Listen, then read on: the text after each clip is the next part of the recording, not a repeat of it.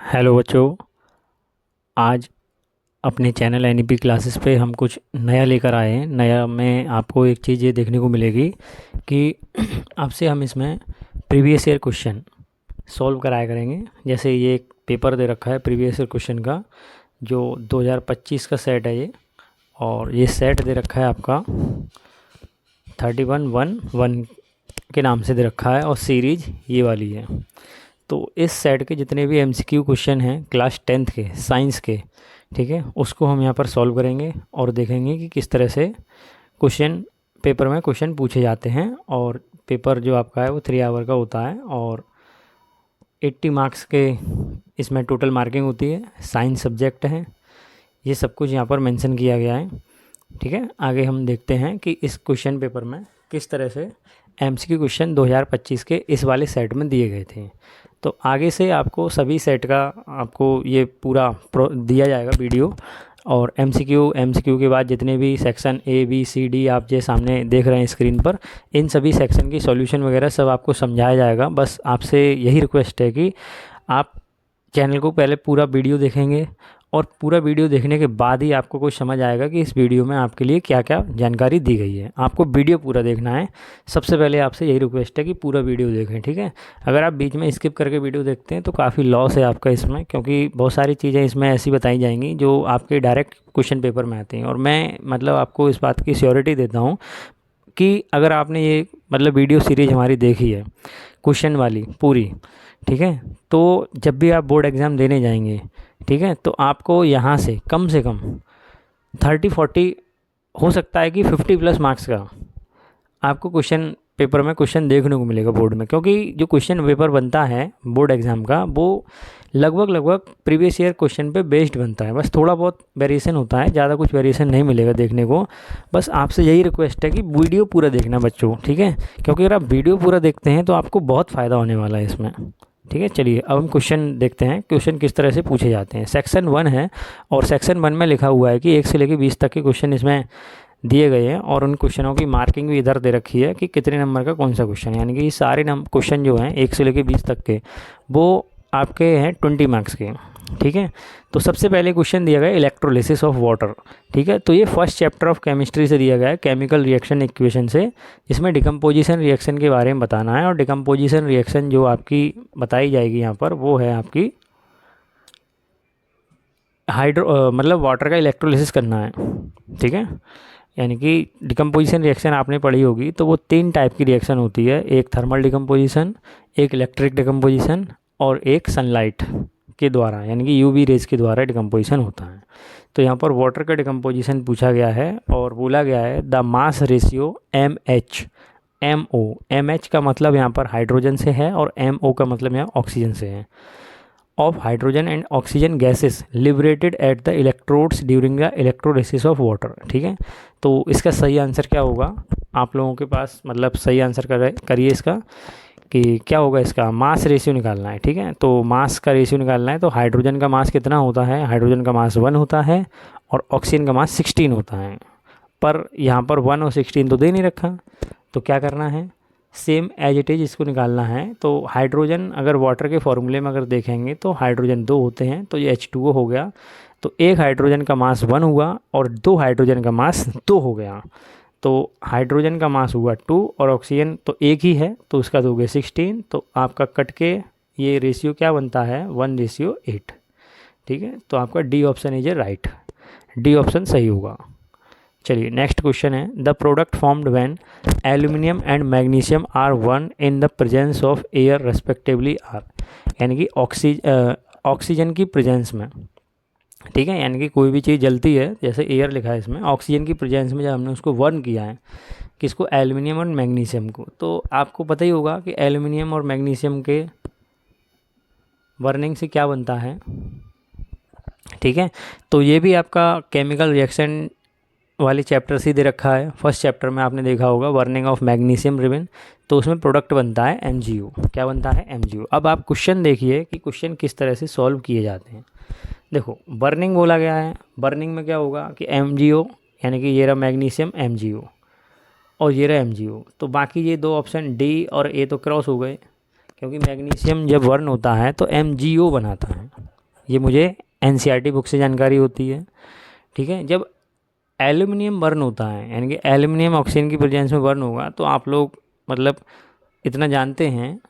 और नाइन्थ में भी हमने मतलब पढ़ाई की है, केमिस्ट्री में क्रॉस करके फॉर्मूले बनाए जाते हैं, तो उसमें हमने देखा है कि जब मैग्नीशियम की रिएक्शन तो MgO हो गई और एल्यूमिनियम की रिएक्शन होगी Al2O3, तो इसके हिसाब से आपका ऑप्शन कौन सा सही हो जाता है? B option is A right.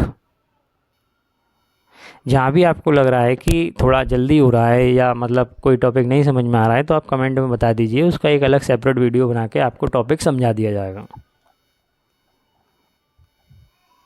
Question number 3, इसमें बोला गया है the following table show the pH value of 4 solution. आपके पास 4 सॉल्यूशन दे रखे हैं, 4 सॉल्यूशंस दे रखे हैं A, B, C and D on the pH scale. तो और आपके सामने ये टेबल बनी हुई है, ये pH स्केल को रिप्रेजेंट कर रही है, जिसकी वैल्यू शुरू होती है 1 से और लास्ट है 14। ठीक है, तो आपका जो फर्स्ट नंबर है A जिसका pH वैल्यू 5 है, B जिसका 7 है, C जिसका 13 है और D जिसका 3 है। तो pH का मतलब होता है पावर ऑफ हाइड्रोजन, और इससे हम क्या पता करते हैं? इससे हमको ये जानकारी होती है कि कौन सा सॉल्यूशन एसिडिक है, बेसिक है एंड न्यूट्रल है। तो सबसे पहले A की बात करते हैं, तो A जिसकी वैल्यू 5 है वो एसिडिक है। तो एसिडिक क्यों है? क्योंकि एसिडिक जो भी सब्सटेंस होते हैं उनकी वैल्यू 6 तक होती है, यानी कि 6 तक जो वैल्यू आ रही है सभी जितने भी कंपाउंड्स हैं उनकी, वो सारे के सारे एसिडिक हैं। 7 न्यूट्रल है और 8 से लेके 14 तक जो भी कंपाउंड्स आपके आते हैं वो आपके बेसिक कहलाते हैं। तो इसका मतलब सीधा सा आंसर आपको यहाँ दिखाई दे रहा होगा कि B, जिसको अभी मैंने बताया कि B 7 है, 7 का मतलब न्यूट्रल है। तो आप यहाँ पर देखते जाइए कि B सेकंड पॉइंट में आ रहा है, जहाँ भी आपको सेकंड पॉइंट में न्यूट्रल दिखेगा वो आपके ऑप्शन बनते जाएंगे। तो देखो सेकंड पॉइंट में यहाँ पे B एसिड लिखा है, A को क्रॉस कर दो, ये न्यूट्रल है, ये न्यूट्रल है, ये न्यूट्रल, यानी कि ऑप्शन इसमें से आने वाले हैं। अब आपको मैंने बताया था C, एलिमिनेशन सिखा रहा हूँ यहाँ पे किस तरह से आप एलिमिनेशन करके आपको आंसर निकाल सकते हैं। C जिसका वैल्यू कितना है 13 पे क्या होता है? बेस। अब कौन सा बेस? Strong base. ठीक है, कौन सा बेस? स्ट्रॉन्ग बेस, यानी कि 8 से लेके 11 तक आपका होगा वीक बेस, और ये 12 से 14 तक आपके बनने वाले हैं स्ट्रॉन्ग बेस। ठीक है, स्ट्रॉन्ग बेस। तो स्ट्रॉन्ग बेस किस में दिखाई दे रहे हैं मुझको? C ऑप्शन, यानी कि ये और ये ऑप्शन स्ट्रॉन्ग है। तो B भी क्रॉस कर दिया मैंने, B ऑप्शन क्रॉस हुआ। ठीक है, B ऑप्शन को क्या कर दिया है? क्रॉस कर दिया है। ठीक, अब मैं किसको देखने वाला हूँ? A और D। अब D की वैल्यू 3 आ रही है और A की वैल्यू 5 आ रही है, तो जिसकी वैल्यू 1 के पास नियरेस्ट होती है वो स्ट्रॉन्ग एसिड होता है। वो क्या होता है? Strong acid. तो D वाले में लिखा हुआ है स्ट्रॉन्ग एसिड। ठीक है, D लास्ट में है, लास्ट में क्या लिखा है? स्ट्रॉन्ग एसिड लिखा है, इसलिए आपका ऑप्शन कौन सा सही होता है? D option is A correct option. Consider the following reaction. Dilute hydrochloric acid react with the sodium hydroxide. Dilute hydrochloric acid किसके साथ रिएक्ट कर रहा है? सोडियम हाइड्रोक्साइड, यानी कि HCl react with a NaOH। This is a neutralization reaction form salt and water. Second part, magnesium oxide react with dilute hydrochloric acid. Magnesium oxide यानी कि MgO। Magnesium oxide एक metal oxide है और metal oxide का nature basic होता है, जो कि एसिड से रिएक्ट कर रहा है, ये भी साल्ट एंड वाटर बनाने वाला है। Carbon dioxide react with sodium hydroxide. Carbon dioxide is a non metallic oxide.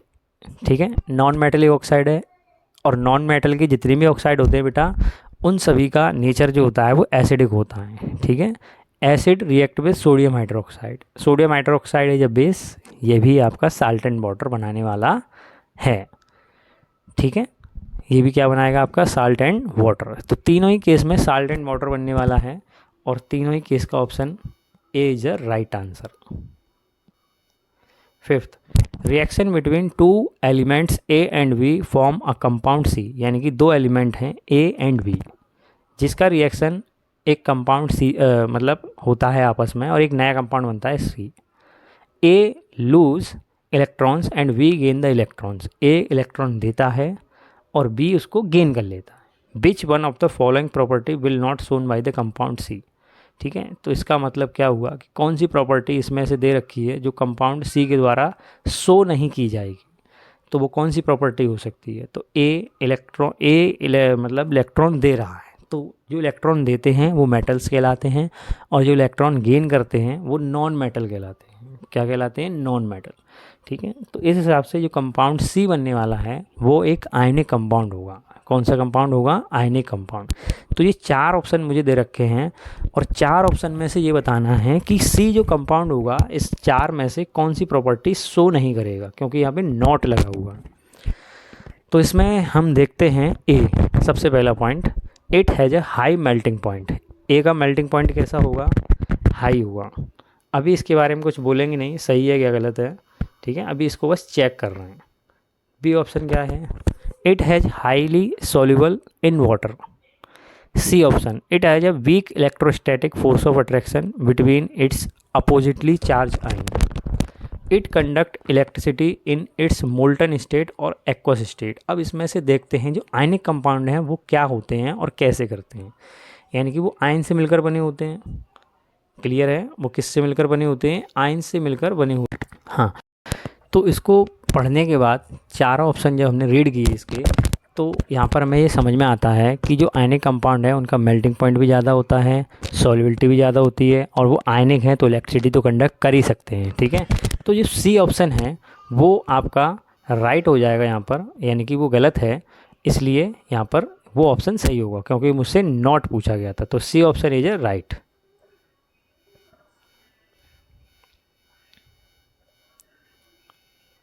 The metal obtained from their molten chlorides by the process of electrolytic reduction are, यानी कि ऐसे मेटल्स जो अपनी molten state से chloride form में निकाले जाते हैं, क्लोराइड फॉर्म में। ये आपका कौन से चैप्टर का है आप बता सकते हैं? 3rd चैप्टर का है, मेटल एंड नॉन मेटल से एक्सट्रैक्शन वाले टॉपिक से लिया गया है। तो यहाँ पर पूछा गया है कि मोल्टन क्लोराइड से किस प्रोसेस से, ठीक है, by the process of electrolytic reduction, ठीक है, जिनको केवल रिडक्शन से गेन किया जा सकता है, वो कौन से मेटल हो सकते हैं? वो आपके हैं gold and silver.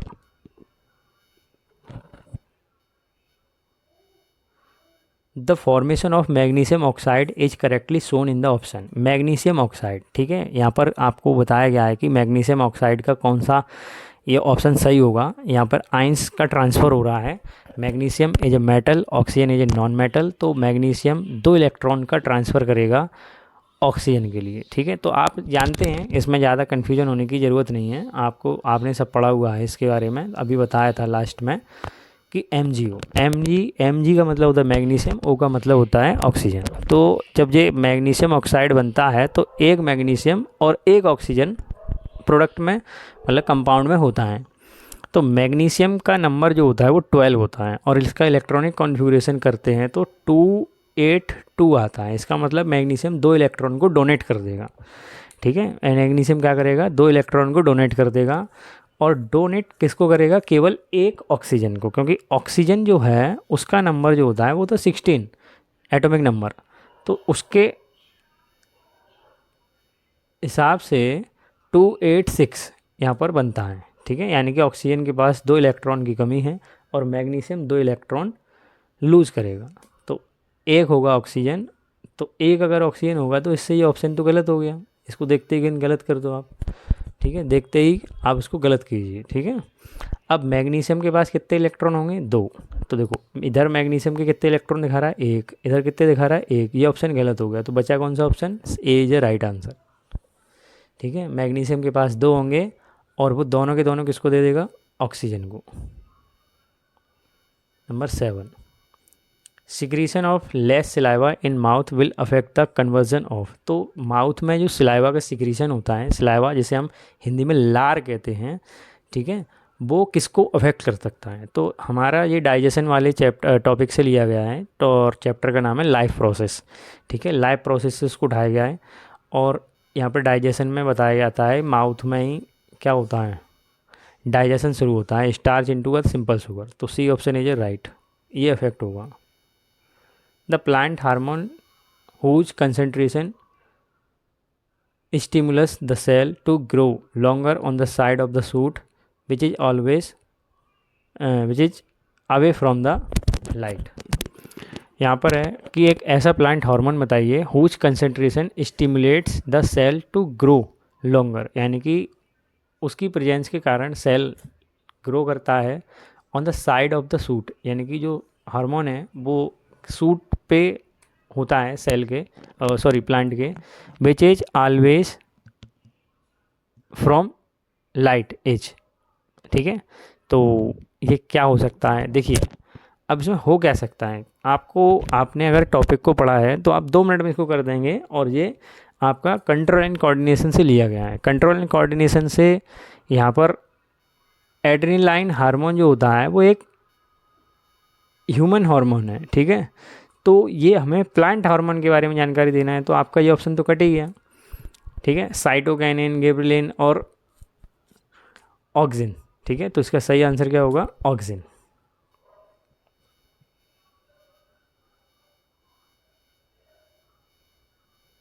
The correct true statement for a bisexual flower. Bisexual flowers ऐसे फ्लावर्स होते हैं जिसमें दोनों पार्ट पाए जाते हैं, male and female in a single flower.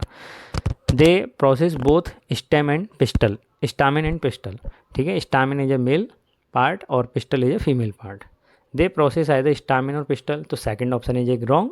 अभी मैंने बताया था कि बाईसेक्सुअल फ्लावर्स वो फ्लावर्स होते हैं बेटा कि जिसमें दोनों पार्ट होते हैं। कितने पार्ट होते हैं, दोनों, both parts are in a same flower. ठीक है, तो सेम फ्लावर में कौन से 2 पार्ट्स होते हैं, एक मेल और एक फीमेल। ठीक, तो यहाँ पर स्टामिन एंड पिस्टल दोनों ही होंगे, आइदर का तो कोई काम ही नहीं है यहाँ पर, तो सेकंड ऑप्शन है ये रॉन्ग। तो आपके जो A B C D option हैं, अगर उसमें सेकंड ऑप्शन आ रहा है तो वो रॉन्ग हो जाएंगे, तो सेकंड किसी में है ही नहीं बेटा। बहुत दिमाग लगा के ऑप्शन लगा दिए इन्होंने। दे कैन नॉट, थर्ड वाले देखते हैं, they exhibit either self pollination और क्रॉस पॉलिनेशन, या तो वो सेल्फ पॉलिनेशन करेंगे क्रॉस पॉलिनेशन करेंगे। ठीक है, थर्ड ऑप्शन सही हो रहा है। They can not produce fruit on their own, तो भाई वो क्यों नहीं कर सकते फ्रूट खुद अपने आप में प्रोड्यूस, क्योंकि उन मेल और फीमेल दोनों पार्ट जब एक फ्लावर में हैं तो वो कर सकते हैं। ठीक है, वो कर सकते हैं, तो option C is A right, क्योंकि second is wrong, fourth is wrong, तो फोर्थ इसमें आ रहा है वो रॉन्ग हो गया, ये रॉन्ग हो गया, ओनली वन हो नहीं सकता क्योंकि थर्ड भी सही है। Question number 11,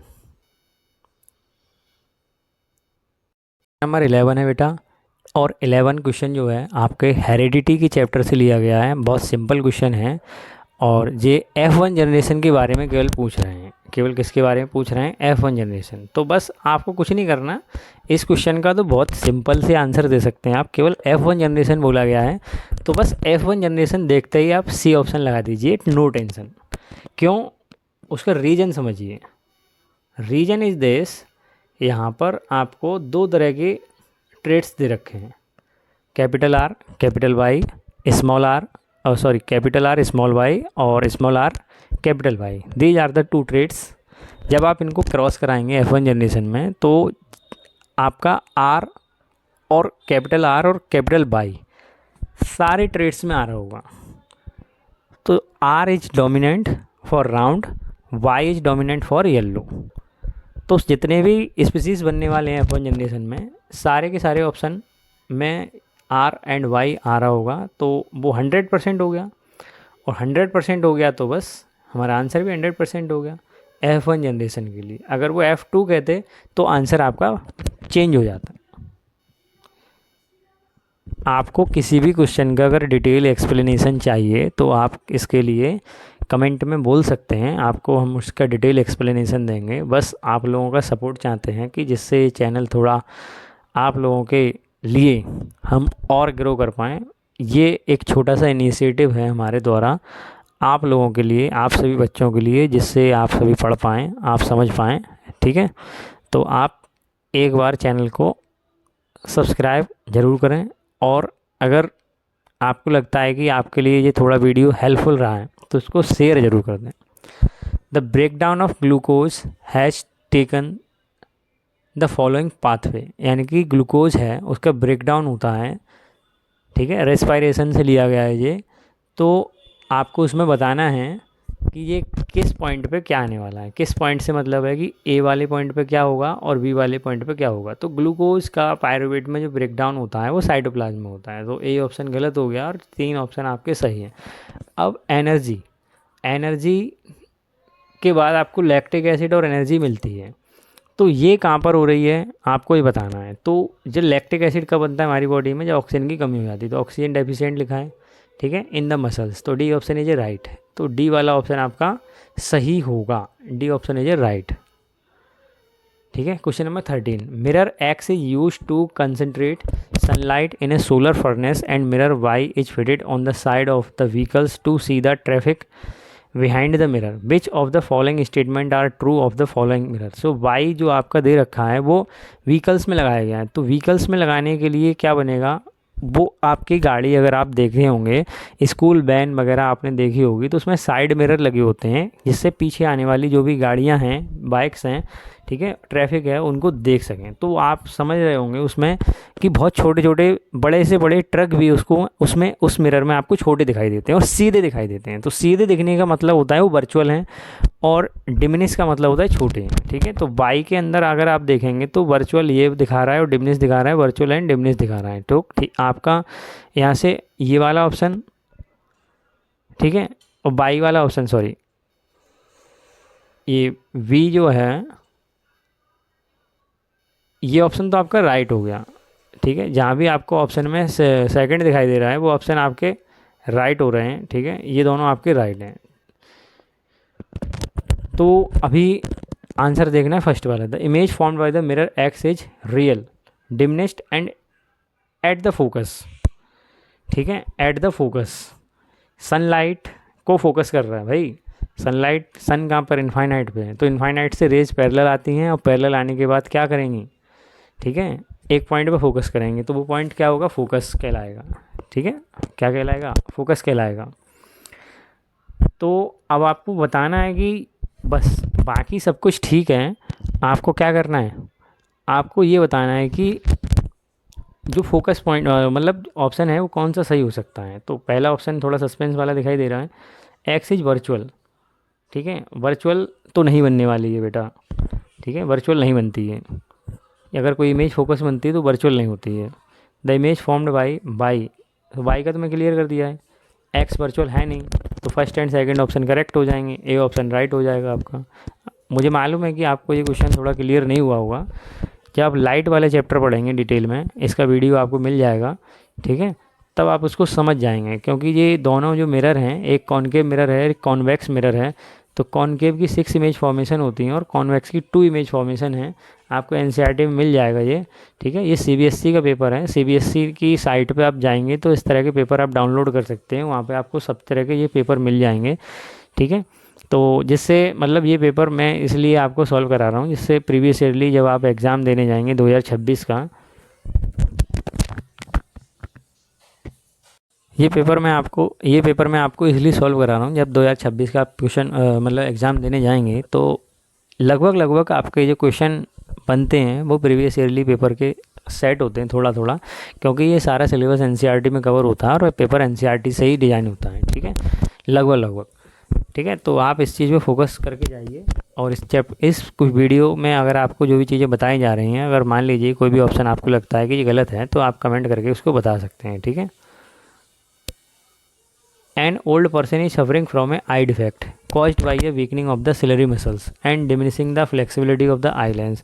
If the defect of the vision is A, which can be corrected by lens B, यानी कि कोई भी डिफेक्ट है जिसका नाम रख दिया A और लेंस है उसको कर दिया B, then A and B are respectively. ठीक है। तो अब एक ओल्ड पर्सन है, ओल्ड पर्सन के लिए तो बस नाम आपने देखा ना, ओल्ड पर्सन के लिए बस प्रेस बायोपिया होता है, क्योंकि यही एक ऐसी प्रोसेस है जो बाईफोकल लेंस, ठीक है, इसमें लगेगा। C option is right. Question number 15, which of the following groups do not constitute a food chain. ठीक है। कौन से ग्रुप फूड चेन नहीं बना रहे हैं, बात क्लियर है। आप इसमें देखेंगे कि फूड चेन क्या होती है, यानी कि एक चेन होती है जिसमें primary producer, primary, secondary and tertiary consumers होते हैं ये सभी मतलब फूड चेन का फॉर्मेशन करते हैं, ठीक है। कौन नहीं बना रहे हैं? तो प्लैंकटॉन्स जो पानी में होते हैं, और पानी के बाद सेकंड पॉइंट में मैंने लिख दिया, तो ये ऑप्शन गलत है, यानी कि आपको सेकंड ऑप्शन यहाँ भी दिख रहा है। I think this is A wrong. And third, ये एक करेक्ट नहीं है, तो बच कौन सा गया आपका?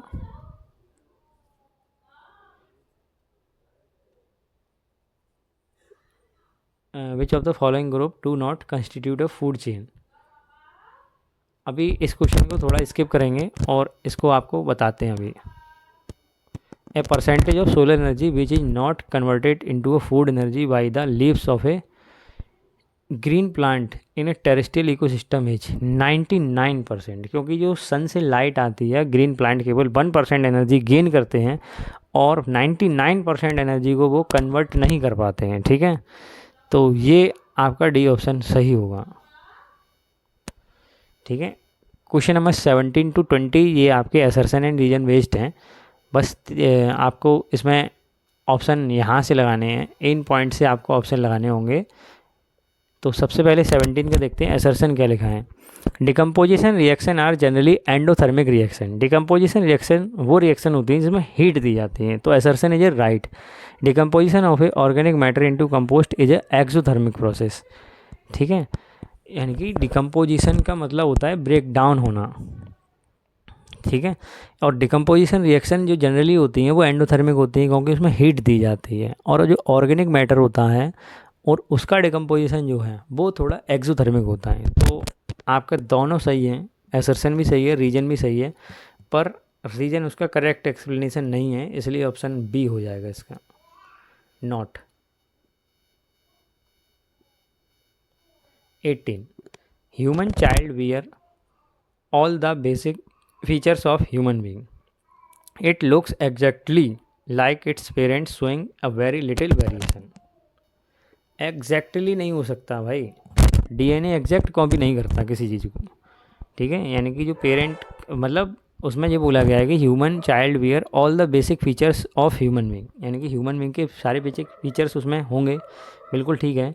It looks exactly like it's parent, ये ऑप्शन थोड़ा ज़्यादा ही मतलब ओवर हो रहा है, ठीक है। शोइंग वेरी लिटिल वेरिएशन, यानी कि उसमें बहुत कम वेरिएशन देखने को मिलता है, ऐसी बात नहीं है। कभी कभी मतलब इसका DNA एग्जैक्ट कॉपी नहीं होता है, DNA मतलब एग्जैक्ट कॉपी नहीं बनाता है, उसमें वेरिएशन होता है, तो वेरिएशन देखने को मिलता है। तो एग्जैक्ट शब्द यहाँ पर गलत है। आई थिंक इसमें असर्शन सही होगा, रीजन गलत हो गया है, जिसके कारण आपका जो ऑप्शन बनेगा, option is C option is A correct, ठीक है। आपका ऑप्शन कौन सा बनेगा? C option is A correct.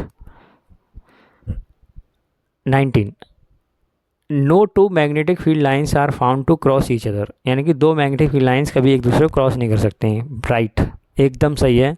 The compass needle can not point toward two direction at a point of intersection of a two magnetic field lines, ये दोनों ही ठीक हैं। और ए ऑप्शन इसका सही होगा क्योंकि reason is A correct explanation of A, क्योंकि मैग्नेटिक लाइन कभी क्रॉस क्यों नहीं करती?